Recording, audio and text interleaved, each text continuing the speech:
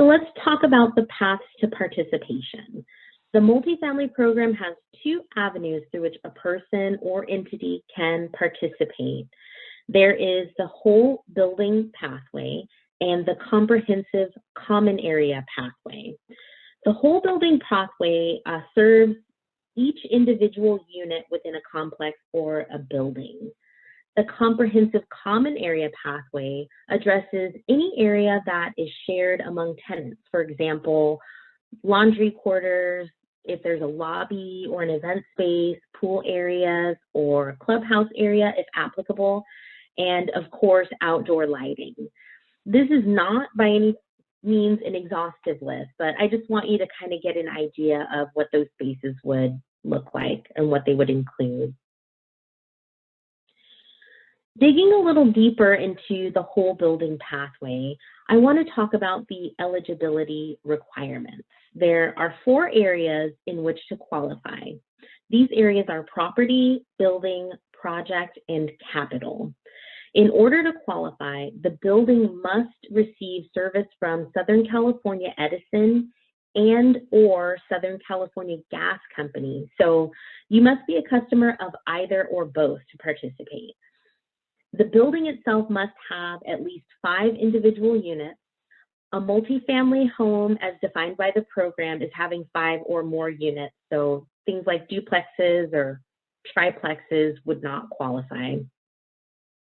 The project itself must meet a minimum threshold of measures. So it must include 3 energy efficiency measures, and it must be able to achieve a minimum of 10% improvement in energy efficiency or energy savings, if you will. And finally, we have the capital.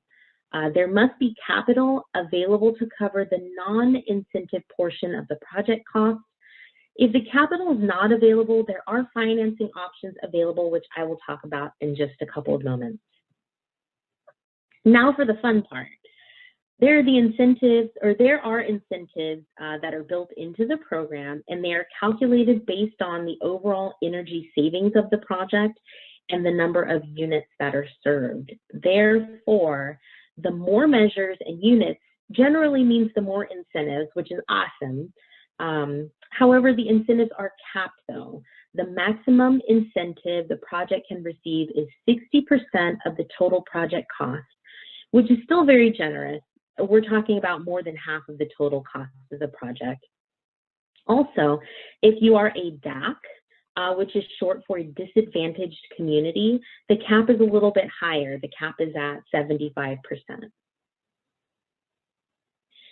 So now you're probably wondering, what kind of measures are we talking about being offered through the program? There are quite a few measures that are offered. There's everything from duct sealing and insulation, which is a tremendous energy saving measure. There are packaged terminal air conditioners and heat pumps that are available.